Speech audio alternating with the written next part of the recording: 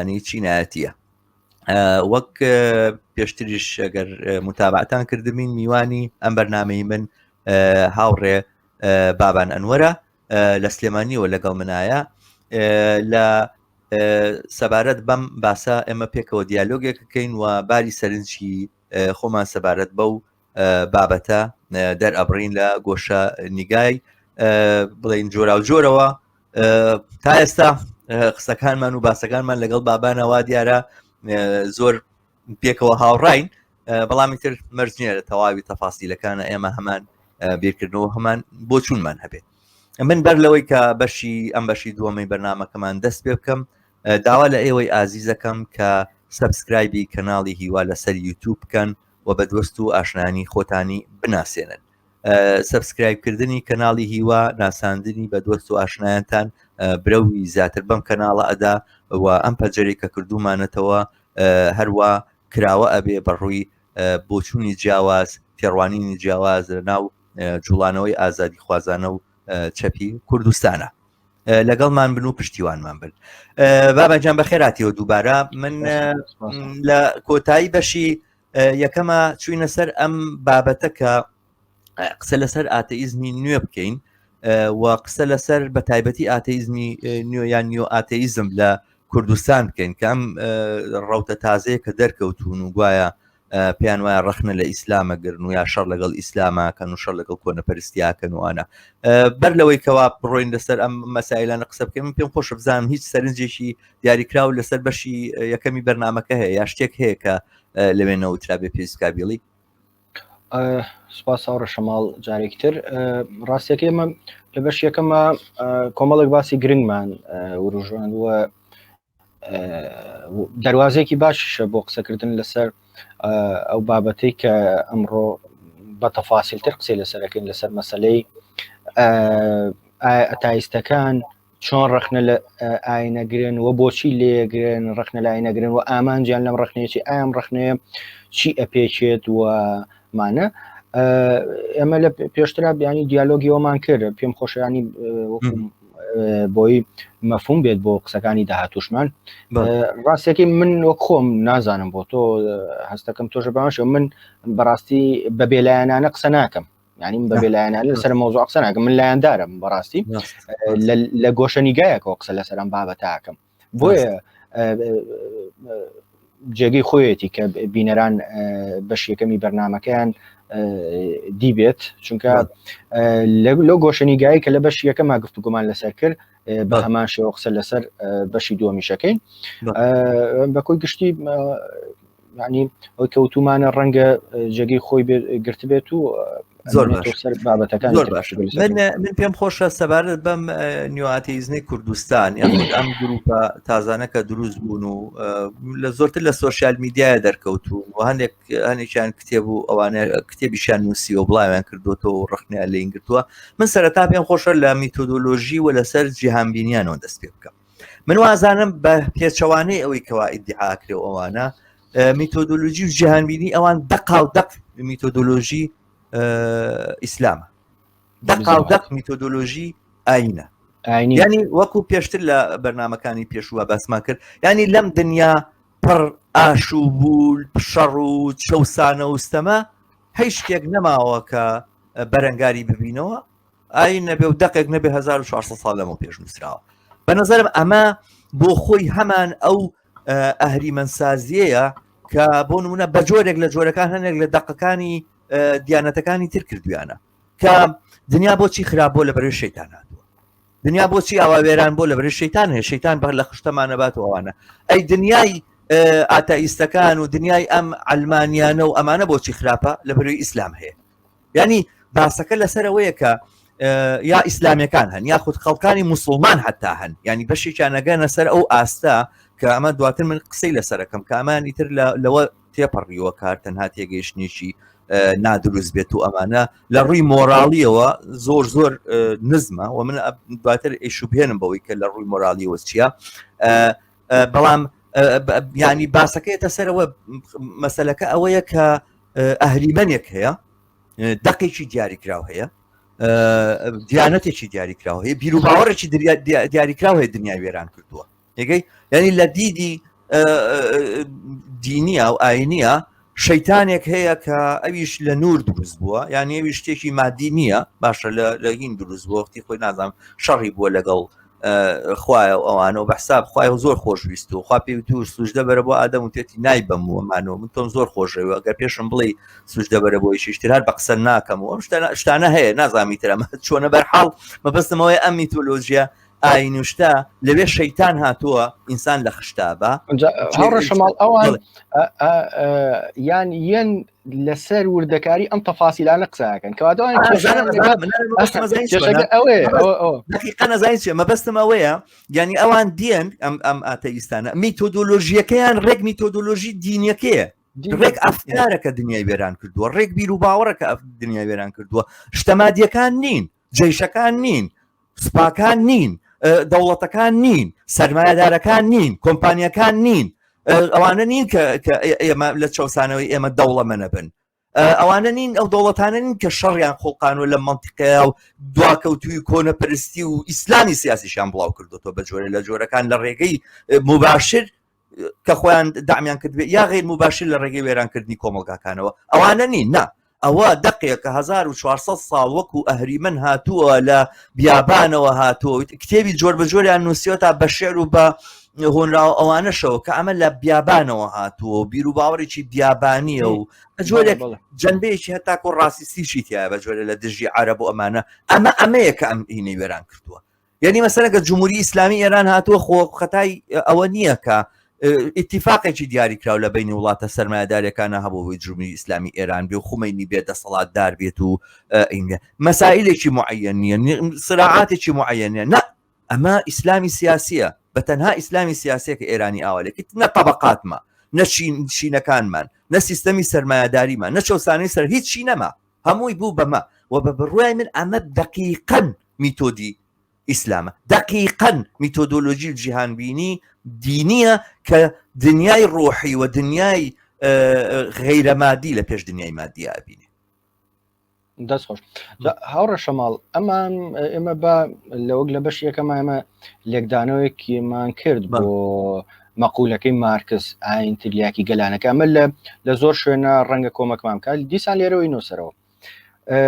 مارکس پێی وایە هەر چەند ببوورە ینی بەڕاستی من زۆر پێم خۆش نییە ینی کە بەرنامەکە بێ بە هێنانەوەی مەقولاتەوەنە بەڵام یعنی جێگی خۆیەتی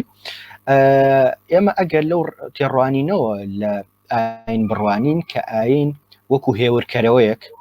وەکو جۆرێک لە جۆرەکان لە موسەکینێک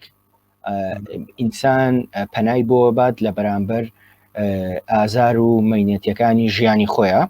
لە بەرامبەر نەعەدالەتی و لە بەرامبەر بێمافکردنە ئێمە بەم شێوەیە لێڕوانین بەڵام خۆی لە ڕاستیە وەک چۆن سەرئێشەیەک کاتێک کە تۆ حەپێکی سەرئێشە خۆیت تەنها ئازارەکەت بۆ چەند کاتژمێرێک ئەشکێنێکێکینە ئەسلی نەخۆشیەکە لە ناو نابات چکە نەخۆشی سەرێشە نەخۆشی نییە نیشانی نەخۆشیە بە هەمان شێوە ئاینەکەش بە هەمان شێوە کە وەکو مخەدیرێک وەکو تلیاکێک بەکارەهێنرێت هەچ کاتێک کە ئەم تۆ بتەوێ ئەم هێورکەرەوەی لە ئینسانەکان بسەنیتەوە لەو ئینسانانی کە پشتیان پێبەستووە لە بەرامبەرە ئەڵتەرناتیڤێکی واقعیت لەسەر زەوی دروست نەکرد بێ یان لانی کەم ئاسۆیەکت پیشان نایابێ لەسەری تۆ ئەم ئینسانە ئینهیارەکات و ڕوبەڕووی ینی دۆخێکی زۆر نەخوازراوە بێتەوە ئەمانیش بە هەمان شێوە ئەیانەوێ ئاین لە ناوبەرن باشە ئاین لە ناوبەرن پیان وە ئاین هەموو کێشە و گرفتەکان وەک تۆ باست کرد بەڵام پێمان ناڵێن یعنی بەدیلی ئەمان چییە بۆ جێگرتنەوەی باشە بۆ کەڕوانین ئەمان چییە بۆ یەک سەرنجی کورد قسەی خۆتە بیر نەچێتەوە ناشێنوێت ئاین لە ناوبەرن یانێ ئیسلام لە ناوبەرن داننی بازێکیانڵێ با بە یەهودیەکان یەهودیعینی یەهودی زۆر مهمە کەرچی نەفسی دقی یەهودی خوێنیتەوە ئەوانە ئەوەی قورآن بە 1000 ئەو شۆراوەتەوە لە چا ئەو شتێکە لەوێ کارە ساتە گەورەکە هەوڕە شەماڵەوەیە کە ئێمە مووی چەند هەفتەیەکە یعنی می چەند ڕۆژێکە یعنی هاتوون بەرگری لە دەوڵەتێکی ستەمکاری وەکو ئیسرائیلەکەن دقیقا تەنها لەبەر یەکۆکار لەبەر خەریکی کوشتنی موسڵمانەکانە بالضبط ئەمە کێشەیە کەواتە دەم خۆشانی تۆ کۆمەکێکی باشت کردیانی ئەمان هاتوون بە دیاریکراوی ژیانەوە ئیسلام لە ناوبەرن جا لێرە ئەوەی کە زۆر مەترسیدارە یعنی ئەمان جیاوازی چکە بۆ ئێمە یان ئێمە کە لێکدانەوەکەین جیاوازیەکی زۆر هەیە لە بینی ئاینێکە وەکو ئایدۆلۆژیایەک وەکو ئەو پراکتیکێکە لە کۆمەلگای هەوتەسیری لەگەڵ ئینسانی مسلمانە لەگەڵ ئینسانی باوەڕدارە ینی ئەمان هێرشەکانیان بۆ سەر ئینسانی مسلمانە لێدانە لە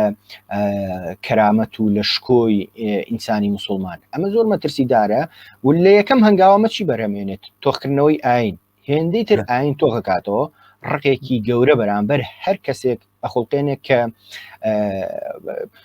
نەقدی هەبێت لە ئاین هاوکات نەقدە زانستیەکانیش لە ئاین ئەخاتە لاوە لەبەرەوەی ئەمان جا من لەو سەرنجایە بووم کە ئەمان بەدیلیان چییە تۆ سێرەکەی بێبەدیل بیزەبەت هەر نایەنەوە لە بەرامبەرە ئەمان هیچ کێشەیەکیان لەگەڵ دەسەڵاتی سیاسیان نییە لە وڵاتەکانە باشە ئەم لێرەشە تەناقزێک ترە بینین خۆ دەسەڵاتە سیاسیەکان با بڵین لە هەموو جیهانی ئیسلامیە هەموو ئەو ئەحزابانی کە خۆیان بە عەلمانی ژەزانن هەر هەمویان با بڵین بیرکردنەوەی ئاینی بەسەریان نازاڵە باشە تۆ مەسەلەن لە وڵاتێکی وەکو عێراقە ئەوەی عێراق بەڕێوە بە ئەحزابی مەذهەبیە باشە ئەمان هاتوون کۆمەڵێک لە حیزبەکانیان با بڵین بەڕەخنە ئەین کۆمەڵێکی تر کە تەنها لەبەرەوەی بە دروشم بۆ نمونە لەوانەیە دروشمێکی نائینیان ئەلمانیان هەڵگرت بێ بێدەنگە من لە ئاست ئەوانە بێدەنگە من لە ئازانجا لێرە جیاوازیەکە مارکسیستەکان یان ئەوانەی کە تۆ پێت خۆشە یان پێت باشە بڵێن ئەوانەی کە پشت بە ئەفکاری مارکسە بەستنی پێش ڕەنگە بۆی گشتی دەری ئەمە لە چوارچێوەی لێکدانەوەکەمانە بازنەیەکی فراوانتر بخینە ڕوو ئەمان لێکدانەوەکی زانستیان هەیە بۆ دیاردیدین زۆر بەڕوونی یەنە سەر ئەوەی ئاین چۆن سەری هەڵداوە لەکوێ بۆتە گرفت بۆ ئینسان لە بەردەم پێشکەوتن و تەتەوری ئینسان و بازدانی ئینسان لە قۆناغێکی دواکەوتووی لە قۆناغێکی چەوسانەوە بەرەو ڕزگاری بەڵام ئەتایستەکان یان با بڵین ئەوانەی کە ئیلحادیان کردووە بە بنەمای خوێندنەوەیان ئیلحادیش بەرامبەر ئیسلام کردوانە بە بنەمای خوێندنەوەیان بۆ دیارەکان ئەمان شەڕی دینەکەن جیاوازێکی گەورە هەیە لە بینی شەڕی دین و لێکدانەوەی ئاین هەمان کە بە شەڕکردن دایمەن ئینسان یان هەر شتێک هەر کەسێک شەڕ لەگەڵ بوونێکاکە لەگەڵ بوونەوەرێکاکە کە بوونێکی هەبێت و بوونێکی گەورەشی هەبێت کەواتە ئەمان هەر خۆیان هەر بەم شەڕە جارە پێشەمە شتێک دان بەوایانێن کە ئاین دان بەبوونی ئاینان بێگومانە ئاین بوونی هەیە بەڵام لە سەرەتا تۆ لە باسێکی گرنگت باس کرد ئەمان لەسەر ئەو وردەکاری و تەفاسی طبعاً هەموو ئاینێک کۆمەڵی ئەفسانەی هەیە ئاین لەسەر ئەفسانە سازی یعنی بەشێکی گەوری ئاین لەسەر ئەفسانە سازی دامەزراوە ئەمان نەهاتوون لێکدانەوەکی زانستی بۆم ئەفسانانە بکەن لێکدانەوەکی زانستی بۆ خودی چەمکی ئەفسانە بکەن من هاتوون زۆر جار کێشیان لەگەڵەوەیان نییە مەسەلەن شەیتان چۆن دروست بوو ئادەم چۆن دروست بوو یەکەم ڕۆژ ئەوان لەسەر وردەکاریەکان یانی هەر نەجار پێیان وایە ئەمە ئاگرە ئەم لە خۆڵ بووە نام لە پەراسووی چوارم حەوا دروستکراوم لایەن لە پەراسووی حوتەم دروستکراوە یانی وردەکارەکان لەسەر ئەوەیە یانی ئەمە اعترافێکی گەورەیە بە لێکدانەوە ئاینیەکان لەلایەن ئەوانەوە ئەوان کێشەکانیان لەگەڵەوەیە کە مەسەلەن یەنە سەر ئەوەی کە زۆر جار بەداخەوە ینی سەر کێشە بۆ سوکایەتیکردن بە هەنێک لەو چەمکانەی کە لەلایەن هەنێ لە باوەڕدار جێگی تەقدیرە بەڵام لێرە شایەک شتمان بیر نەچێت هاوڕە شەماڵ تا ئەو شوێنەی کە نەبێتە مایەی سوکایەتیکردن بە ئینسان تا ئەو شوێنەی کە نەبێتە مایەی لێدان لە کرامەتی ئینسان ئەبێ ڕخنەی ئاین کراوە بێ بەڕاستی یعنی بێ لە کۆمەڵگە لە هەموو فەزایەکە یعنی بێ ڕخنە یان شوێنی ئەتایستەکانی شەبێت بەڵام ئەمە بۆ معنای نییە کە ئەمان ئێمە ئێستا هاتوین بەڕاستی دڵی با بڵین مسلمانەکان بەوە خۆش بکەین کە ئێمەش دژی ئەتایستەکان شتەکە بە هین بێ دقیق بێ لێرە بوو بەخشە پێ دەبڕم بەس من ئاوایە بینم ڕەخنەگرتنی ئێمە لە ئاین معنای وانە خەڵک نابێ مسلمان بێ ینی وانە یا خەڵک کە مسلمان بۆ ئێمە مافی کەمتر بێ ڕەخنەگرتنی ئێمە لە ڕەخنەگرانی ئاتائیستی ئاین بەو مامەڵەی کە ئەیکەن لەگەڵ ئەوینە کە ڕەخنەکانیان بە ڕەخنی بە میتۆدێکی ئاینی ڕەخنە لە خودی ئاین نەگرن یعنی لە چوارچێوەکە دەرنەچوون هەمان جوغز ئاخولێنەوە نەیانتوانیەوە ئەسڵەن فەهمی ئەوە بکەن فەهمی ئەو تەحەولە گەورەیە بکەن کە مارکس بەسەر فکری بەشەرە هێناوێت هێشتا لە قەرنی لە سەرەتای قەرنی هەژدە هینا ئەژین قەرنی 19 ئەژین هێشتا نەهاتوونەتە ناو دنیای پێشکەوتنی فکری شۆڕژ جێرانەوە ئەوانەوە ڕەخنەکانی ئێمەش معنایوانی ئەوان نابێ هەبن باسەکە لەسەرەوەیە ڕەخنەگرتن بە معنای هەڵوەشانەوە و ئیلغاکردنی ئەوی دینیە چ بۆ ئیسلامیەکان وابێ یاخود بۆ ئاتەئیستەکان بە پێچەوانەوە وابێ ئەنی مەسەلەن ئەگەر تۆ ڕەخنەتگرت لە ئیسلامی تر هەرچی مسلمانە هەمووی متەخەلیفە هەرچی مسلمانە هەمووی بێ مۆراڵە هەرچی مسلمانە هەمووی داعشێکی نووسووە هەرچی مسلمانە تەسەور کە مەسەلەن عەقڵێتێکی ئاوات هەبێ پێت وابێ 1 ملیار و ئەوەنە 100 ملیۆن ئینسانە لە دنیا هەمووی داعشێکی نووسووە ئەی پاشا ئاخر تۆ بەحساب بەم ڕەخنانە خەریکە خوێنی لایەن بۆ کە یا خەبەریانەکەیتەوە کاکەیجا ملیارێک ئەوەنە داعشە خەریکی بەم جنێ و فرۆشیە بەم جنێ و فرۆشیە خەریکی لایلایان بۆکەی تۆ خەریکی خەبەریانەکەیتەوە ئەگەر وابێ ئێ باشە بەدەست ئەوەنە هەزار داعشەوە ئەم ڕۆژهەڵاتی ناوەڕاستی وێران بۆ ئەمانە ملیارە داعشە بێت لە دنیا چی بکەیت وانیە واقعی نیە طبعا هەموو قسەکانیان نینە یعنی هەتا بەڵام لە ڕووی عملی و پراگماتیستیشەوە نییە هیچ ئەرزشێکی نییە یەک خاڵی تر لێرەیە کە من پێم خۆشە ئیشارەتی پێ بم ئەوەیە کە ئەڵێم میتۆدۆلۆژیان بۆ لێکدانەوەی ئاین میتۆدۆلۆژیایەکی ئایدیالیستیە میتۆدۆلۆژیایەکی خودی جیهان بینی ئاینەکەی نەقڵ کراوە و ئەلمانێتی پێبەخشراوە ئەوانە ئەوەیە کە لە لێکدانەوەی ئیسلام و تاریخی ئیسلامە بۆ نمونە ئەسڵ وجودی طبقات مهم نییە یعنی ئەفکارێک کە تۆ لە 1400 ساڵەوە هاتووە تا ئێستا بە پرۆسەیەکی دیاریکراوە دقێکی معەن بە ئێمە گەیشتووە ڤێرژنێکی معەن بە ئێمە گەیشتووە لە ئیسلام ئەم ڤێژنە جێدەسی طبقاتی حاکمی پێوە دیارە جێدەسی خەلیفەکانی پێوە دیارە جێدەسی ئەوانەی پێوە دیارەکە تاڵانیان کردو لە دنیاە یعنی ئەو دقانە ئەو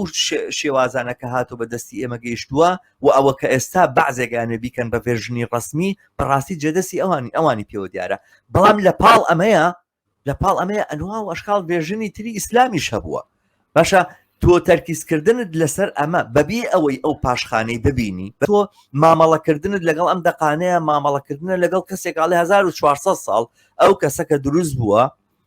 ئەم شتانەی وتووە و ئەمەشی کە ئیسلام کە خەلیفەکان کردویانە خەتای ئەو کەسە بۆ 1400 ساڵ لە پێشەوە ئەوەی وتووە کە خۆی مەسەلەکە ڕێک پێچەوانەیە ڕێک ئەوەی کە 1400 ساڵ چی وتراوە چی کراوە خەلیفەکان لەمەوەی 1400 ساڵە ئەمانیان ئەم وێنەیان دروست کردووە باشە لەلایەکی تریش بۆ نمونە هەتا تەناقوزاتی زۆر گەورە بۆ نمونە باسی حەدیسەکانی پێغەمبەروانە ئەڵێن جاری وایەڵێن محەممەد هەر وجودی نییە هەر نییە محەممەد بەپێی بازێک بەحث کراوە تۆمانە محەممەد هەر وجودی نییە دواتر دیێن لەسەر باسی ئەوە ئەکەن کە ڕەخنە لە ئیسلامە لەسەر چه ئەساسی ڕەخنەی لێگرن لەسەر ئەساسی حەدیسەکانی محەممەد ئێ باشە تۆ لەو لاوەڵی هەر نییە تۆ لەو لاوت هەر نییە هەر محەممەد دەروجودی نیە ئەسان دروست کراوە و شتێکە ئاوا هێنراوە ئەمانە دواتر دی لەسەر ئەساسی حەدیسەکانی دیدانیشی دووبارە ڕەخنی لێگری ئەمە چەنی بەچەنەمەکەی بۆ میتوە تەمانەمە میتۆدی هەر ئاتەئیستەکانی ئێرە نییە حامد عەبدولسەمەدێک هەیە کە بازێک لە ئاتەئیستەکان زۆر بە پرۆفیسۆرێکی زۆر مهمی ێزانەوە کۆمەڵێک بەرنامەی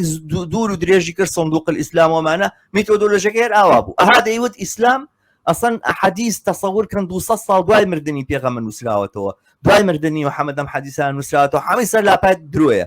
هەر لە ئەسنای حەلقەکەیە ئەڕۆیشتە سەرەوەی ئەها محەممەد لە ساڵی ئەوەنەیە وای کرد و وای کرد ئێتۆ لەو لاوتە هەموو حەدیثەکان ڕاز نییە و درۆیە جاری تەشکیک کرد لەوەی کەوا محەممەد هەر وجودی هەبێ چۆن دێی دواتر بە حەدیثەکانی محەممەد دووبارە پاسەینەکەی تەسویری ئەواکەی کە محەممەد چی هاوڕە شەماڵ بڵێ ئەم مێژووەش خۆی مێژووی ئیسلام و شریعەتی ئیسلام و حاکمەکان یان دەوڵەتە ئیسلامیەکان هەر لە دوای دەوڵەتی ڕاشدی خولەفای ڕاشدین دواتر بۆ کۆی دەوڵەتەکانی تر بە سەرەکیەکان و بەلاوکی و ناوچەیەکانەوەم تر لە ئومەوی و عەباسی و تا دەگا بە دەوڵەتی عوسمانیش خۆ ئەم مێژوش پڕ لە تەناقوزات یعنی هیچ ئینکاری لەوە ناکرێت بەڵام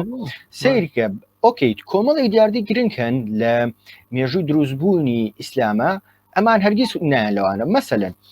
نایەن باز لەوە بکەن پێگەی شاری مەکە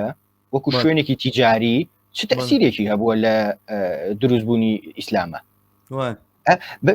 باز لە ژیانی کۆمەڵایەتی ئەم شارانە ناکەن کە لە نیمچە دورگەی عەرەب ناکەن بۆچی ینی زیاد لە هەموو شوێنە لێوە سەری هەڵدا ئەمە جێگەی باسە دواتر لە قۆناغەکانی تری ئاین ئیسلامە کۆمەڵێک باسی زۆر گرنگکەن لەسەر ململانی چینەکان لە ئاینی ئیسلامە ئەمان هەرگیز خۆیان لەمەە مەسەلەن باز لەوە ناکەن بۆچی لایەنی یان مەسەلەن یەکێک لە ئەحکامەکانی ئیسلام زەکاتە باشە کە بوعدێکی اقتصادی هەیە چ تەسیرێکی هەبوو لەسەر بزوتنەوەی هەڵگەڕاوەکان کێشێکل لە بزوتنەوە هەڵگەڕاوەکان لە ئیسلام لە سەرەتای کۆچی دوایی محەممەد و تا دەگات بە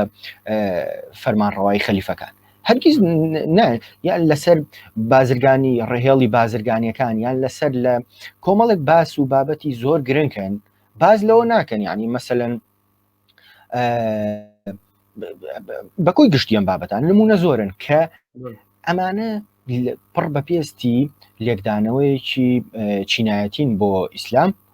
خۆیان لەمانە بە دوورەگرن هەموو ئەوانیان بەستۆتەوە بە دروستکردنی شەیتانێکترەوە لە ناو ئاینەکانە مەسەلەن ئاین ئیسلام خەریکی بەرەنگاربوونەوەی شەیتانێکە ئەمانیش هاتوون خودی ئیسلامیان کردوتەوە بە شەیتانێکی خەریکی بەرەنگار بەڵێ بزەوەدان پرۆسی شەیتان سازی هەر بەردەوامە بەڵام ئەوەی کە لای ئەمان غایبە جۆرێک لە پایداری یعنی هێڵێکی دروست هێڵێکی ڕاست و دروست نییە کە لەسەری بڕۆن بەڵام دوجار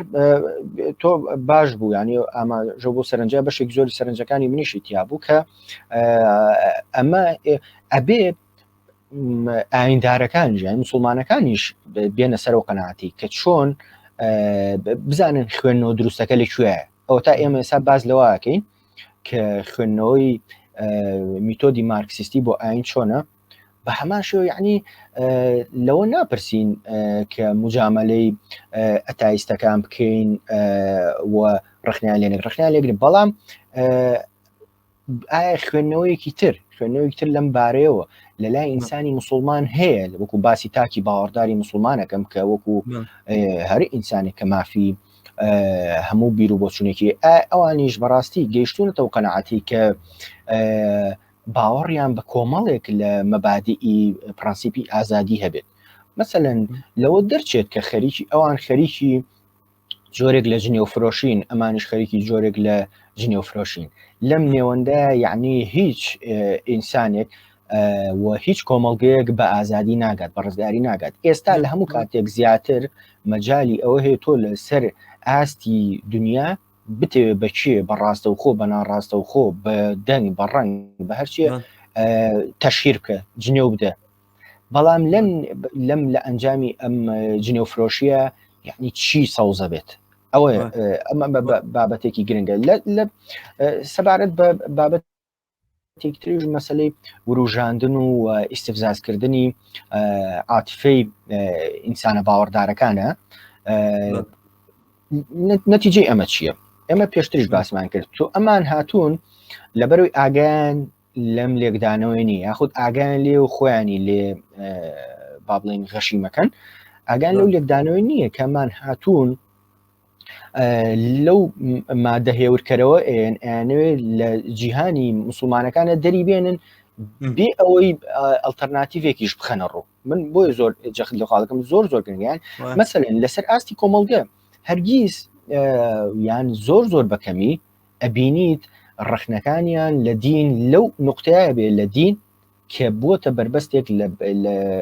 بەردەم بەرەو پێشچوونی و دروستکردنی ئاگای سیاسی. اینجا ئەو خاڵێکی تر کە دڵنیام تۆش سەرنجە هەیە لەسەر یعنی بالضبط ئەمە هاتووتە ناو ئەدەبیاتیشەوە بەستنەوەی ئاینی ئیسلامیان هەر باوەڕدارێک کە باوەڕی بە ئاینی ئیسلام هەبێت بەوەی کە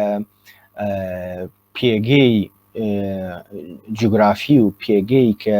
ژینگەی ژیانی بریتە لە بیابان جۆرێک ئەمە لە بەڕاستی لە سوکایەتیکردن بە لەم ئینسانانە یعنی ئەبینین کە داواکرێ هەموو ئەوانەی کە باوەڕیان بەم ئاینە هەیە بڕۆنەوە بۆ لای حشتەکانیان ببورێنم دەربڕینانە ینی هەمووی هەیە لە ئەدەبیاتی ئەتایزمی عەربی و جیهانی عەربی و جیهانی تا ڕادێکاتۆتە جیهانی کوردیشەوە من بەڕاستی لەبەرەوەی کە نەبێت بە جۆرێک لە ئێمە چکە هیچ لەسەر ینی خوێنەوە بۆ میتۆدەکانێکی بۆیە نامانەوە ناو بێنین ناوی ئەو نووسەرە بەشەرەکان محتەرەمن ئێمە ڕێزمان بۆ ئینسانەکان هەیە قسە لەسەر ئەفکاریانەکەین بێگومان بەشێکی تریشیان کە خوێندنەوەی یان ڕوانینە لە باوەڕداری ئیسلام وەکو یان موسڵمان وەکو بوونەوەرێکی کۆنەخواز ینی بە سروشتی خۆی ئەمە لێدانە لە چی تریش لە هەر ماتەوزەیەک لە هەر وزەیەکی شاراوە کە کاتێک لەم کۆمەڵگەیە لە دایگەبێ ڕوونە بە پێی یاساکانی ئەم کۆمەڵگەیەکە ئێمە ڕەخنەشمان لەمە هەیە کە ئینسانەکان ئازادی هەڵبژاردننی ئاینیان نییە باشە دەست بەجێ ئەبن بەو ئاینەی کە بنەماڵەکەیان لەسەرەتی باش ئەمان کاتێک کە لەوە ئەدەن یان مۆری ئەویان ناوە بە ناوچوانی هەر ئینسانێکەوە کە مسلمان بێ کە ئەمە کۆنەخوازەوەمانە کەواتە هەر لە ئێستاوە ئەمە جۆرێک لە ڕژبینی دروستەکات کەواتە هەر ئینسانێک لە دایک بێ ئەمان هیوایان پێی نییە لەبەرەوەی بە مسلمانی لە دایک بە پێچوانەوە مەسەلەن ئێمە هیوامان بە هەر مرۆڤێک هەیە کە لە دایگە بێت چونکە والێ ڕوانین کە ئەم مرۆڤە پرۆسەی دروستبوونی بوونەوەرێکی شۆڕژگێڕە لە داهاتووە با لەناو بنەماڵەیەکی بە هەر جۆرێک بیرکردنەوەیەکە لە دایک بوو بێت بەڵام دوجار بەڵام ئەمان چونکە هیچ یعنی چەکێکیان پێ نییە بۆ گۆڕینی ئینسان بۆ پرۆپاگەندە بۆ ئیشکردن لەسەر پەروەردە بۆیە زۆر ئەترسن ینی هەر بوونەوەرێک لە دایگە بێ پیان وایە دژی ئەوانە پیان وایە کۆنەخوازە بەڵام بەڕاستی من بە گەشتبینیەوە لە دایکبوونی هەر مرۆڤێک ئەڕۆوانم لەبەر ئەوەی هیوایەکم هەیە کە ئەکرێ بە هاوبەشی و بە خەباتی بەردەواممان بتوانین ئەم مرۆڤانە فێری یان بورە نامێشە فێرکردن بێتە سەر ئەوەی کە خۆیان فێر ببن لێکدانەوەی زانستی بۆ ژیان و بۆ ئەو دۆخە بکەن کە تایە دیارە دقیقاً ئەو ئومێدێکی جوانە من هاوڕێ بابان سەرنجێکی ترم لەسەر باسەکانی ئەوان ئەوەیە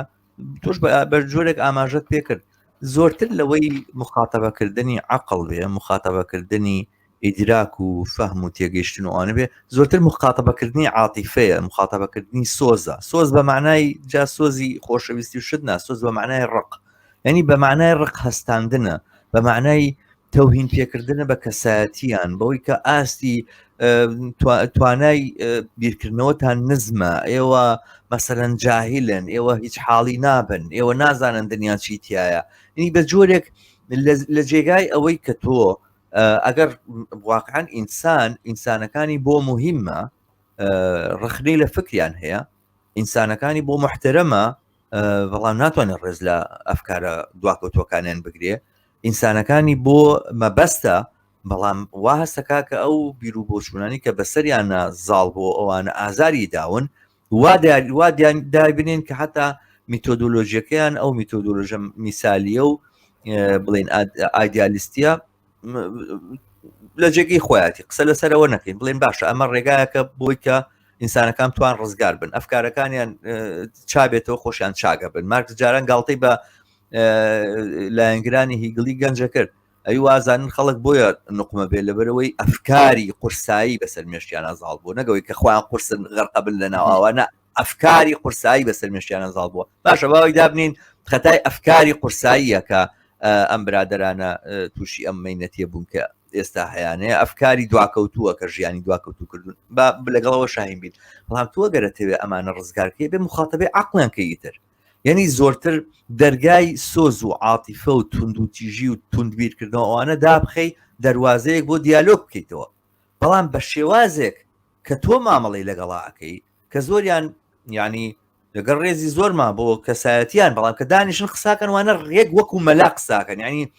مەلا جنێو فرۆشەکانی سەر مینبەرەکانی مزگە و چۆنچۆنی جنێو بە ئەلمانیەکانە دەن چۆنچۆنی جنێو بە خوشک و دایکی گوایە بێ ئیمانانە ئەوانیش بە هەمان شێواز بە هەمان ئوسلوب جایی وا هەیە بە هەمان عیباراتیش بە هەمان میتۆدیش بە هەمان دەمجوڵاندن و دەزڕاوەشاندن و ئەوانش وەسفی مسلمانان و ئیسلامیەکان و ئەواناکەن کە باوەڕێن بە ئیسلام هەیە تۆ خەریکی چیەکەی خەریکی دنیا گۆڕی یا خەریکی خۆت بەتاڵەکەی تۆ کاکە خەریکی عواتیف و تونند و تیژی و ڕق و تووڕەیی خۆت ئەڕێژی بە خەڵکۆوانە یا ئەتەوێ بەواقعی ئاڵگۆڕێک لە کۆمەلگای بەدی بێنی ئەم شێوازە لە قسەکردن و ئەم شێوازە لە بەرخۆردکردن و ئەوانە واقعاً کێشەیەکمان بۆ دروستەکە کێشەیەکی لاوەکی ترمان بۆ دروستەکە لە مامەڵە لەگەڵ مەسەلەن ئەو فکرەیە کە زاڵ بووە ینی مامەڵی ئەومان بۆ دروستەکە جار بێ ئاگرە کوژێنینەوە جا دوای بڕۆین لەسەر مەسائلی تر و ئەوانە قسە بکەین کە من پێم وابێ ئەمانە هەموو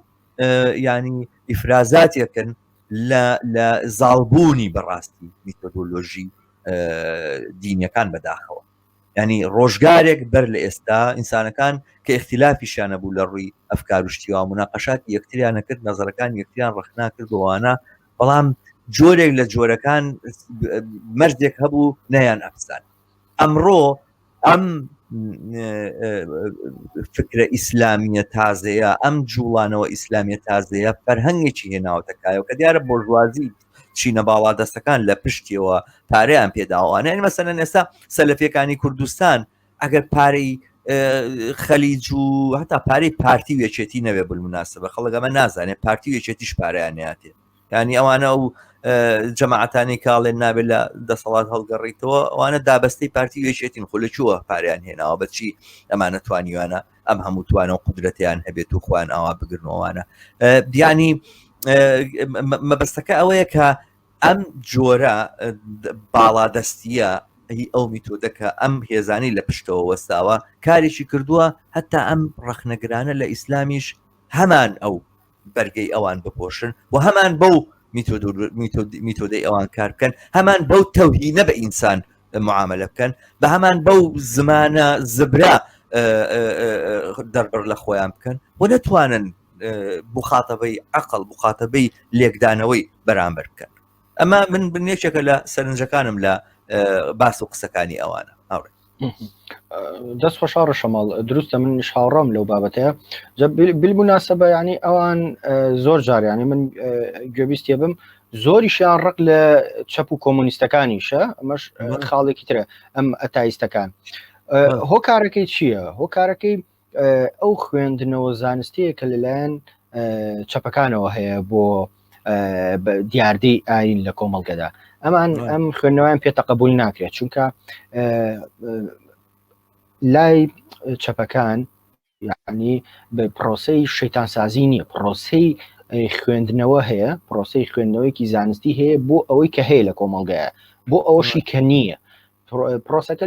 لەو خاڵەوە دەست پێ کات کە ڕوانین لە ئاین تا ئەو شوێنە خوێندنەوەکە هەڵەگرێت کە لە ناو چۆن لێ ڕوانی لە ناو ململانێ چینایەتیەکانە لە ناو ململانی کۆمەڵگەدا بەڵام ئەمان سێرەی ڕۆژانە لە ناو ژیانی گشتیە چەندین جاریان لە چەندین بۆنەدا ئاین استغلالەکرێت بۆ نمونە چەسپاندنی هەندێک لە مەبادی و بیر و بۆچوونەکانی دژ بە ئینسان ئاین استغلالەکرێت بۆ ئەوەی کە لە بۆنە ئاینیەکانە چەسانەوەی مرۆڤ ڕوو لە زیاد بوون بکە بەڵام ئەمان لە ماستەیە بێدەنگن زۆرێک لە ئەحزابی کوردستان ئەوانی کە ناویان لێنراوە ئەلمانی لە کاتێکە لە چەندین ڕۆ خزمەت بە بەرهەمێنانەوەی سەلەفیز بوو بەرهەمێنانەوەی ئایدیا ئاینیەکانەکەن لە ئاست ئەمانەشە خوێندنەوەیکی ئەو تویان نییە چونکە هاوکات خۆشیان بە لینکیان هەیە لەگەڵ بەشێکی تر یان لایەنێکی تر لە مەحزابانە کەواتە ئەمە پرسیارە گەورەکە بێ خەڵک ئەمە ببینێ چۆن لێ کاتە یەک حیزب یان چەند حیزبێک یان دەوڵەتێک باشە هاوکاری دوو بەرەی دژبەیەکە کات ئەمە ڕوونە ینی لەمە ڕوونتر چییە کەواتە ئەوێت ئەم شەڕە ئاگری ئەم شەڕە خۆش کات بەردەوام بوون لەسەر ئەم شەڕە ڕاکێشانی سەرنجی خەڵک کۆی سەرنجی خەڵک بۆ سەر ئەمە و زۆر جار بووە بە یعنی لە لێوان لایەنگرانی ئەم دوو بەرێشە بووە بە جۆرێک لە خەونێک کە زەعیمەکانیان لە دیبێتێکا ڕوبەڕوویەکە بنەوە خەریکی ئەمن بەڵێ یعنی ئەم لە وڵاتێکی ترۆ ئەچێ بۆ وڵاتێکی تر بۆ دیبێتی ومانە کەواتە ئەم سیرەکەی سێری جوڵێنەرەکانەکەی یەک جوڵێنەریان هەیە لە پشتۆکە ئەمە بەرامبەر بە لەبیر ئێستا من خۆشبەختانە ئەگەر زۆر زۆر نشکەوینە ناو مەسلەی تیۆری موامرۆمانە بەڵام زۆر یعنی خەریکە ئەو تێگەشتنش دروست دەبێت لە لای بەشێکی زۆر لە خەڵکە هەست بەواکەن بەشێک لەم دیاردانە دروستکراون یعنی دیاردەی دروستکراوی بە ئەنقەست بۆ لەبیربردنەوەی کێشە سەرەکیەکانی کۆمەڵگە دەنا ئەو پارەی کە لە با بڵین برەودان بە بزوتنەوانەیە سەرفەکرێ مەبەستم هاوکات سەلەفیەکانیش و مولحیدەکانیشە ئەو پارەی لەمە سەرفەکرێت هەمان ئەو پارەیە کە لە خەڵک بڕاوە و کە لە موچە و لە کرێ و لە معیشەتی خەڵک بڕاوە هەمان ئەوەیە بەکارێنرێتەوە بۆ شەکێکی تر بۆ ئەوەی کە ڕۆشنایی و بەردەمی ئاسۆ شۆڕژگێڕیەکە لە بەرچاوی خەڵکە لێڵ بکات ڕاست دقیقەن ئەمە جانبێکی مهمی ئەم دۆخەیە کە دیارە من وەکو تۆ وتر نەشچینە ناو مەوزوعی نەزەری موامەرەوە من وەکو هینێک ئەیبینم ینی وەکو بە جۆرێک لە محەسیلەیەکی مباشر یا غیر مباشر یاخودەوە کە بەدەست بێ یاخود بەدەست نەبێتوانە جۆرە فەزایەک دروست کراوە کە ئێمە ئەم بابەتە جەدەل و کێشمە کێش و منبلانیە ئین بێ من ئەم نیۆ ئاتەیزمە بەدەر لە باڵادەستی هینێک خیتابێکی قەومی نابینم ینی تۆ زۆر جارەی بینی ئاماژت بۆ کرد مەسەنەوە کە باسی بیابانەکات و عەرەب و عەرەب ئیسلام هاتووە کوردی وا لێ کردووە مەسەرەن ینی چاری وایە ئینسان بیرەکاتەوە باش ئاخر ئیسلام جینۆسایدی کوردی کرد و کوردی وا لێ کردو ئەوانە ئاخر باشە سەلاحەدینی ئەیوبی خۆ بەحساب کووردە وەکو موسڵمان چوو بۆ میسر ئەسان شێوازێکی لە جینۆساید لە دژی فاتمیەکان بەکارهێناوە لە میسرا کە تا ئێستا لە تاریخا کەسی تر بیری لەوە نەکردوەوە ینی نەی هێشتووە ژن و پیاویان بەیەکەوە بخەون بۆی کەوا تۆیان ببڕێتەوە باشە ژنەکانی جیا کردوونەتەوە و پیاوەکانی جیا کردوونەتەوە توێتی بامانە بەیەکەوە نەبن بۆی کەوا تۆیان ببڕێتەوە ئەم جینۆسادەی کردووە یعنی خۆ سەلاحەدین کوردیش بووە وار وەکو موسڵمانی شووە ئەم جینۆسایدێ بەکارهێناوە لە ینی ئەمە بۆ لەو سەردەمەیە کورد هیچ مشکلەیەکی نەبوو هیچ کێشەیەکی نەبووەمانە و ئیسلام هات تووشی دەرگیری ئەم وەزعەتی کرد یا ڕەبەتکردنەوەی ئیسلام بە ئەم دەوڵەتانەوە کە لە چواردەوری ئێمەیە هەن و ئەوان ئەمەیتر ئەم پەیامە ناسیۆنالیستیە تێکەڵکردنی لەگەڵ ئیسلام لەگەڵ عەرەبا و دانانی بۆ عەرەب و ئەوانە مەسەلەیەکی زۆر بەڕاستی دووبارەکردنەوە و ژیاندنەوەی خیتابێکی ناسیۆنالیستانە و فاشستیانەیە لە ناو کوردە و کەسانی کام قسانەکەن اعتیباریان هەرچی بێ لە لای ئێمە قسە لەسەر فکریانەکەین ئەم فکرێکی فاشستیە و ئەم فکرە فاشستی وەختێک دیفاع لە ئیسرائیلەکە لە پەنا ئیسرائیلە ئەوەستێ یعنی دیفاع لە نموزەجێکی وەکو خۆیەکە و ئەم فکرە فاشستیە من ناتوانێت بەرامبەر بە نەکتەنها بەرامبەر بە ئیسلام حتا بەرامبەر بە ئیسلامی سیاسی ناتوانێت ئێمە بپارێزێت و ناتوانێت حیمایەتی ئێمە بکە ئەسڵ بۆ خەڵکی کوردستان ئەسڵ بۆ ئازادی خوازانی ئەم ناوچەیە ئەوەیە کە فکرێکی ئازادی خوازانە فکرێکی مۆدرن لەم ناوچەیە باڵا دەست بێ و ئەم جۆرە دیسکۆسەوە ئەم جۆرە خیتابە بە بڕوای من بە ئەندازەی خیتابی سەلەفیەکان و ئیسلامی سیاسی توندڕە و هەتا داعشەکان خەتەرناکە بۆ فەرهەنگ بۆ پێشکەوتنی فەرهەنگی ئازادی خوازان و فەرهەنگی ئینسان دۆستانە لەم ناوچەیە ئێمە. هاوڕە شەماڵێک سەرنجی بچووک لەسەر مەسەلەی و دیوەر نەتەوایەتیەکەی دیسانە پرسیینەوە لەکوێە ئێمە لە بەش یەکەمی بەرنامەکەی باسمان لەوە کرد لەکوێ ئایدۆلۆژیای ئاینی ئەوێتە مایەی پەکخستنی و شیاری ئینسان. ئێستا بە پرسیارەکەەوە بێ ئەی جگە لەم چەند نقطەی باسمان کرد کە ئایدۆلۆژیای ئەتایستی ئەبێتە هۆی پەکخستنی وشیاری ئینسان و دواخستنی ڕزگاری ئینسانیان چەودڕوانی لە دیاردەکانیان بە معنایەکی تر خزمەتکردنەوە بە سیستمی باڵادەست یەک نمونێنەوە هەر لەسەر ئەوەی کە مەسەلەن بغزاندنی عەرەب و نەتەوەی عەرەب وەکو یعنی شوناسێک بۆ کۆمەڵێک ئینسان بۆ ژمارەیەکی زۆر لە ئینسان کە ئەمە قابلیەوە نیە تۆ سوکایەتی پێ بکەیت ئەبینین لە دیاردەیەکی وەکو یان لە ڕووداوێکی وەکو ڕیفراندۆم لە ساڵی 2007 باشە بەشێکی زۆر ئەو جێگەی سەرنجە بەشێکی زۆر و ئەتوانین زۆرینەی زۆری ئەتایستەکان پشتیوانی ئەم پرۆسەیە بوون باشە کە ئێمە وەکو پرۆسە باسیەکەین بۆچ وەکو پرۆسە وەکو چەمکی ڕیفراندۆم ئێمە قەناعەتمان ینی بە شتی ڕەتی ناکەینەوە ڕیفراندۆم یەکێکە لە پرۆسە دیموکراسیەکان لە بەروی وەرگرتنی ڕەئی زۆرینەی دانیشتوانی شوێنێکە جا بۆ بڕیاردان بێ لە هەر شتێک ئێمە بچووکی نەکەینەوە بابەتێکی ترە بچوو کراوەتەوە لە مەسەلەی هەرێمی کوردستان و عێراق بابەتێکی زۆر فراوانترە ئەوان پێشتر ئامادەسازی زەینی خۆیان کرده بوو و ئێستاش بۆ هەر دیاردێکی تری لۆ شێوەیە ئامادەسازی زەینیان کردووە کە ئەمان دژی ئاینن باشە دژی کام ئاینن دژی ئاینی ئیسلامن ئاینی ئیسلام چاوگی بڵاوبوونەوەی شوێ نیشتیمانی عەرەبە کەواتە ئەمان لەم منتەڵەقەوە دژ بە نەتەوەی عەرەب بوون کە دژ بە نەتەوەی عەرەب بوون هاتن پشتیوانیان لە ڕیفراندۆمێکی ناوەخت کرد لە ڕیفراندۆمێک کە کۆمەڵێک ئەجەندای تری لە پشتەوە بوو ئەمە بابەتێک ترە بەڵام ویستمە و سەرنجە بخەمە ڕوو کە ئەمان لەکوێ یەنەوە خزمەت بە دەسەڵاتی کوردایەتی و بە ئەحزاب باڵادەستەکانی ئەم هەرێماکەنەوە. من بەڕاستی گەورەترین خزمەتێک کە ئەیبینم ئەم ئاتایستانە بە سیستەمی مەوجود و ئێستای ئەەکەن گواستنەوەی سەرنجی ئێمەیە لە واقعی ژیانمانەوە بۆ ئەفکاری بەشەرەکان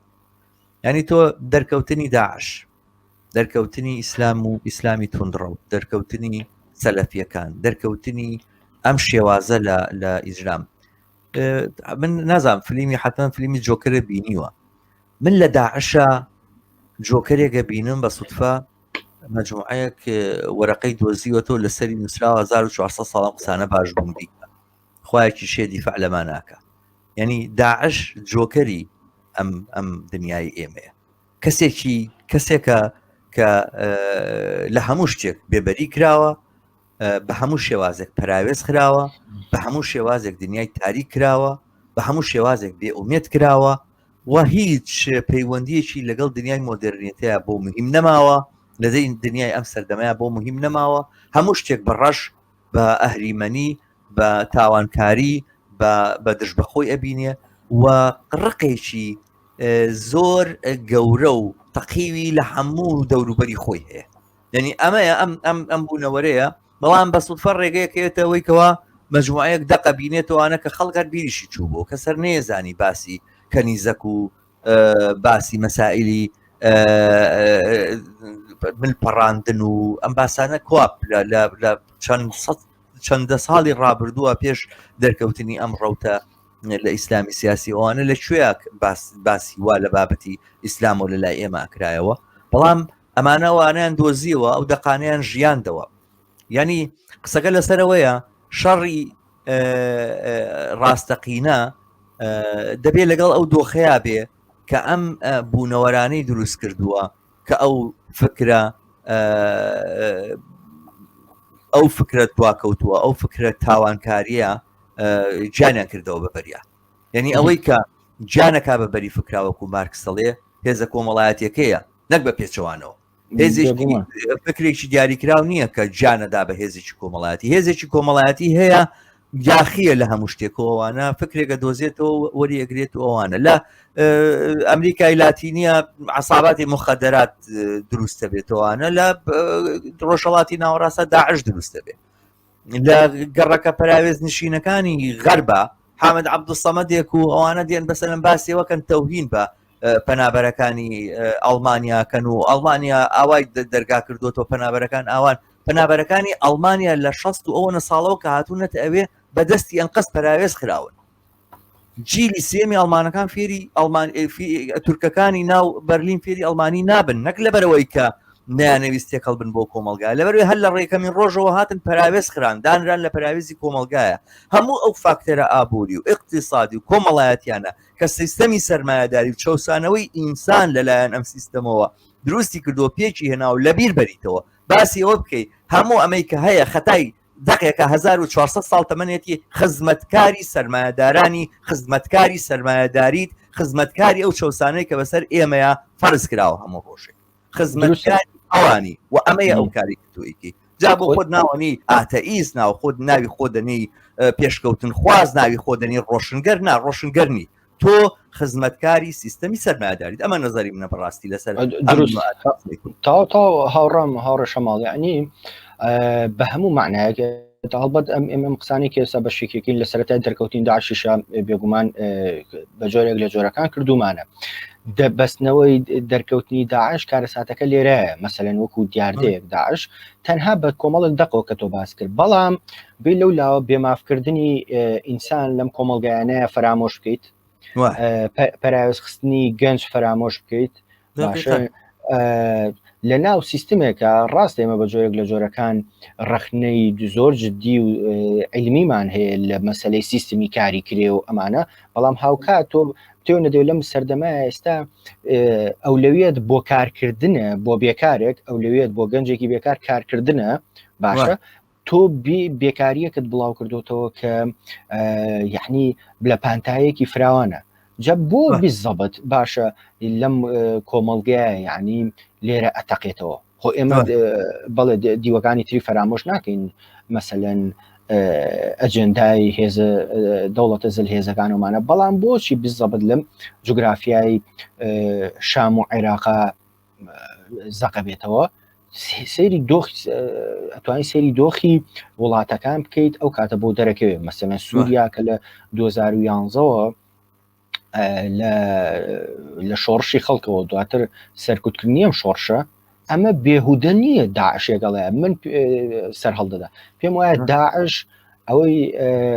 سیستمی بەشار ئەسەدی لە سووریا پاراز داعش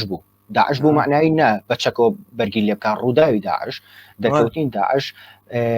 شەرعێتێکی بۆ ئەم دەسەڵاتە هێنا ئاراوە کە شەرعێتی مانەوە بوو لەبەرەوەی دوژمنێکی گەورە سیرکە لێرەش ئاگەڕێنەوە بۆ هەر هێزێک هەر منزومەیەک یان زۆر گرنگی بە دروستکردنی شەیتانەدات شەیتانەکەی ئەسەد داعش بوو بۆیە شەرعێت لە ناو کۆمەڵگەی خۆش و لە بەشێک لە کۆمەڵگەی نێودەوڵەتیشە شەرعەتی ومەوە یەک خاڵێکی تر هاوڕێ شەماڵ تۆش ینی ئاماژت پێدا مەسەلەی پەنابەرە سیرێکی بەشێک لە ئەتایستەکان یعنی من ئەمەم زۆر پێسێر ینی کەوتونەتە دژایەتیەکی بەرفراوانی پەنابەرانی هاوڵاتەکەی خۆیان وڵاتەکەی خۆیان و با بڵێن واز لۆژ بێنین هاو ئاینە هاوڵاتە هاونەتەوەی لانیکە مرۆڤێکە لە ئەنجامی ئەو ڕێوشێنانی کە تۆ لێیان تێناگەی وەکو ئەتایستێک و ئەم جیهانە بەڕێوە بن لە ئەنجامی ئەو شەڕانەی کە هەڵەگیرسێن ئەو جنگانی کە هەڵەگیرسێن و تۆ فرامۆشت کردوون سەدان هزار مناڵ ئاوارە بن مناڵ و گەنج و پیر هەمووی لە ئەنجامی ئەمانەیە پەنابەر دروست بووە پەنابەر بوونەوەرێک نییە لە قارچێک ئاسا لە ناو کۆمەڵگەی ئەوروپیا سەر هەڵدات ئەمانە بەرهەمی بەرهەمی ئەو کۆمەڵگەیان کە لە ئەنجامی کۆمەڵێک کە تۆ فرامۆش بن جا بەرهەمی کارەساتەکانی ئەو کۆمەڵگەیان بێگومان کۆمیدیاکەەوە زۆرێکیش لەوانە خۆیان ینی وەکو پەنابەر ینی لە وڵاتانە نیشتە جێبوونەوەکەن. یەک خاڵی تر هاوڕێشەماڵ لە سەرنجی دواترە ئەم باسی هاو بەسرە لە مەسلەی شەڕی ئەتایستەکان و با بڵین مەلاکان باوەی نابنین لێرە یان لە دیندارەکان یان هەرچێک بەڵام بەدەر لەو دیندارانی چکە ژمارەیەکی زۆر دیندار و مسلمان و باوەڕدار هەن هەز بەماکەن کە ئەمەی مەلاکانی ئاینەکی خۆشیان بەشێک لە مەلاکانێکن و بەشێک لە ملحیدەکانێکن ئەمە خزمەت بۆوان ناکە ئەوەی کە لە بەرچاوێمە ڕوونە ئەم شەڕە هەمیشە شەڕێکی دۆڕایش بۆ ئەتایستەکان لەبەرەوەی ئەمان لە فەزایەکە ئەم شەڕاکەن کە فەزایەکی یعنی حەلەبەیەکی یەکسان نییە لەم بینایە باشە تۆ ئەمان خۆیان دڵنیام هەستیش بەماکەن کە چوونەتە ناو شەڕێکەوە لە ساحەیەکایە هەموو جەماوەرەکەشی دژی تۆیە کەواتە بە نفوزێکی زۆر کەمەوە چوویتە ئەو شەڕەوە بە دۆڕاندن و بە مەسەلەن پاشەکشەکردنێت تۆ زەربە لە هەموو مۆدلەکانی تری ڕخنەی ئاینی شەدەی ئەم خاڵە ویستم ئاماژەی هاوڕێشەمە بەرحاڵ من باسەکەبان لەواچە بەرەو کۆتایی بچێ هاوڕێ بابان من دواسەرنجم ئەوەیە لەسەرم بابەتە من تەبلیغی شێوازێکی تری ڕخنەگرتن لە ئاین ناکەم ڕخنەگرتن لە ئاین مەجالێکە بێ هەموو کەس ئازاد بێ بیکە و مەجالێکە بێ بکرێ بەش بە حاڵی خۆم من پێم وایە پرۆسی ڕخنەگرتن لە ئاین پرۆسەیەکی ڕخنەگرتنە لە هەلومەرجێکی بابەتی ژیان کە تایە ئەژین ماشە ئەگەر بمانەوێت ڕێگە لە دروستبوونی داعش بگرین ئەبێ بە ڕێگاکەی ئەوە نییە دقێکی ئاینی 1400 ساڵ لەمەوە پێش بخەینە ژێر پرسیارەوە و قسەی پێ بڵین و یاخود بڕۆم بچین بی سووتێنین یا و تەسەڕفاتایی لەگەڵا بکەین کە لەگەڵ یاکرێن نە باسەکە لەسەرەوەیە ئەو زمینەیە کە داعشێک بە وجودێنێ لە بینبەری لەگەڵ ئەوەیە شەڕ بکەین و لەم پرۆسی شەڕکردنەیە بە بڕای من ئەوانەی ئیماندارن بێ ئیمانن هەر کەسێکن هەر کەسێک هەر ڕێگایکی هەیە توانێت بەشداری ئەم ململانەیە ببێ و لە بەشداریکردنی ئەم ململانەیە لە ئومێدێکە کە لەم ململانەیەوە دروستە بێ لەم بەرەو پێشچوونەوە پێشڕەویەوە دروستە بێ لەم ئومێدەوە ئێمە ئەتوانین ژێرپێی ئەو فکر و ئایدۆلۆژیە خورافیانە خاڵی بکەین ژنا ئەم فکر و ئایدۆلۆژیە خورافیانە دیارە هەمیشە ترسی ئینسان لە مەرگ بۆ خۆی یەکێکە لە شتەکان کە دەفعێک کات و پاڵی پێوەنێ بۆی کە چەند خۆشە بەهشتێکی تر هەبێت و چەند خۆشە دنیایەکی تر هەبێت و ئەم دنیای هین نەبێ بڵین کۆتایی نێت و ژیان تەواو نەبێت و ژیانێکی تر هەبێ هەمیشە ئەم مەسەلەی هەر ئەبێ بەڵام ئەوەی کە ئەیگەێنێتە ئاستێکی وا کە هەموو ئەو شتێکە لە نەو دەق و نەسا کۆنە دینیەکانە هاتووە قبول بکرێەوە وەکو شتێک وەری بگرین کە هینە بڵین بەدیهیاتە و ئەمە ئەبێ ژیان ئاوا بێ ئەمە وەزعێتێک و هەلومەرجێکی دیاریکرا و دروستی کردووە ئینسانێکی بێکار هەر تەنها بێپارە نییە ئینسانێکی بێکار لە ڕووی سایکۆلۆژیەوە پێی ئەوتێ کۆمەلگا پێی ئەڵێ تۆ بوون و نەبوونت وەکو یەک وایە ینی بێکاری هەرفەتە بەتەنها جانیبە مادیەکەی نییە جانیبە ڕۆحەکەی زۆر خەتەرناکترە تۆ هەبی و نەبی هیچ نیت ئەمە پەیامێکە بە ئینسانێک ئەدرێ بە گەنجێک ئەدرێ کە هەموو جانی نەشاتە هەموو جانی ئێنێرژیە ئەوێت کارێ بکات و شتێ بکاتوانە وەڵام کۆمەلگا پێڵڵێت تۆ بوون و نەبوونت هیچ نییە هیچ نیت ئەم گەنجە کشەیە ئەم گەنجە کەسێکە دەستگەڕەسی بە ئەنتەرنێت هەیە و دنیای ئەمڕۆ ئەبینێ گەنجێک نییە 100 ساڵ لەمەوە بەر لە دیەکەی خۆیان لەو دیدەکەی خۆی و هیچی تری نەبینی بێت دنیا ئەبینێ ئەو نەعمەت و ئەو پێشکەوتنە ئەبینێ لە دنیاە هەیە ئینسانێکی ئاوا ئەبێ بە جۆکەر ئەبێ بەو جۆکەرە بەو شخصیەتە لەو فلیمەیە کە تووڕێە لە هەموو شتێک و تاوان خودی تاوانکردن خودی ئینسان کوشتن بۆ خۆی ئەبێ بە هەدەف خۆی باشە ئەم ئینسان ناتوانێت ئەو بیر و باوەڕە هەڵبژێرێ و ئەوە بکە ئەگەر ئەمانەوێ ڕەخنە لە ئەم فکرە خورافیە بگرین ئەمبێ بڕین ڕخنە لەو لە پرۆسەیەکی ڕەخنەیی لەو کۆمەڵگایە وجودمان ببێ ئەوانەی کە ئامادەنین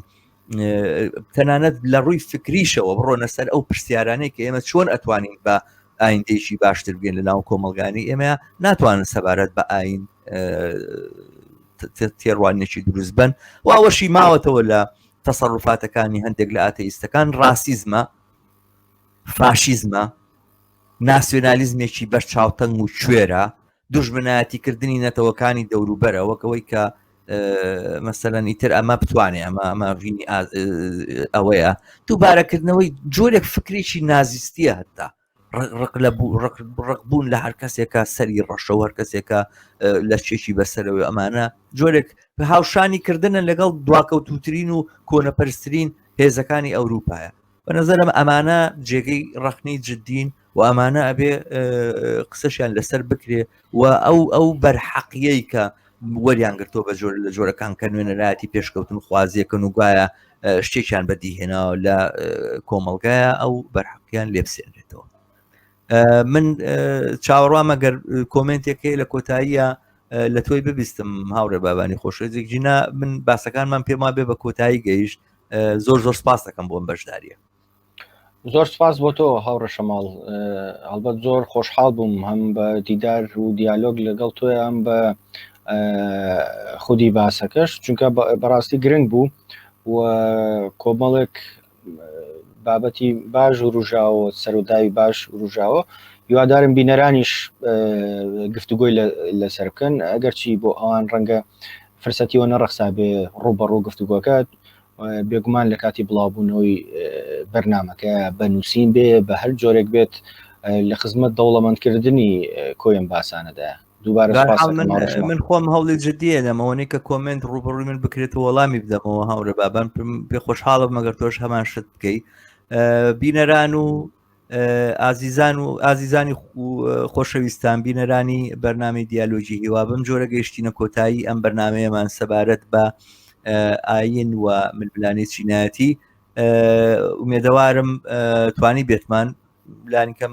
بیر و بۆچوونی خۆمان و باری سەرنجی خۆمان بە ڕۆشنی بە ئێوەی ئازیز گەیان دەبێ لە سەرنجەکانتان ڕەخنەکانتان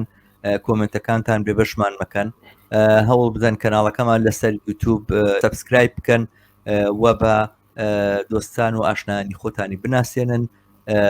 بە ئومێدی شەوێکی خۆشیان ڕۆژێکی خۆش بۆ